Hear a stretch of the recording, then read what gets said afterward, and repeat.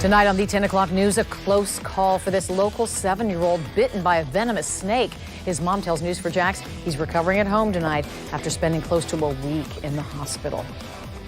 He has 7 bags of anti-venom. He had to get a feeding tube. He didn't eat for 4 days. Elijah Bustamante spent 4 days in the ICU at Wolfson Children's Hospital. Yeah, his painful encounter comes at a time of year when snakes are the most active. News4Jax reporter RENEE BENINATE spoke with Elijah and his mother and joins us now live from outside the hospital tonight. RENEE, can you tell us how Elijah is doing now? Elijah is still in some pain, but doing a lot better compared to when he was in the hospital here. The recovery process is going to take some time because he's not able to walk just yet. He does have to go through physical therapy to regain strength in the leg where he was bitten by that snake. 7-year-old Elijah Bustamante has his smile back after a scary encounter with a snake left him in the hospital. We talked to Elijah and his mom about what happened outside their Green Cove Springs home on June 3rd. I was in the backyard playing, and I was going to pick up a rock, and then the snake jumped out and bit me. Elijah was rushed to Wolfson Children's Hospital, his leg extremely swollen from the large bite. Doctors gave him 7 rounds of anti-venom, and he was kept in the ICU for 4 days. They believe the snake that jumped out of a bush and bit Elijah was a venomous water moccasin. He said like a dark gray with black spottings and a fat head.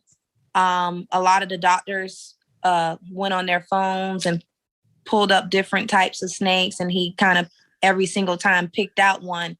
It ended up being the water moccasin snake. But how common are snake bites like these? We checked with Florida's Poison Control Center. They say there have been 40 patients who have reported bites so far this year in the 10 counties in our viewing area. Spokesperson MCCORMICK says if you are bitten by a snake, call Poison Control and get medical help immediately.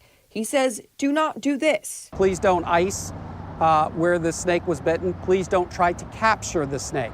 If it's safe to do so and you can get a picture, that's okay, but please don't try to capture them.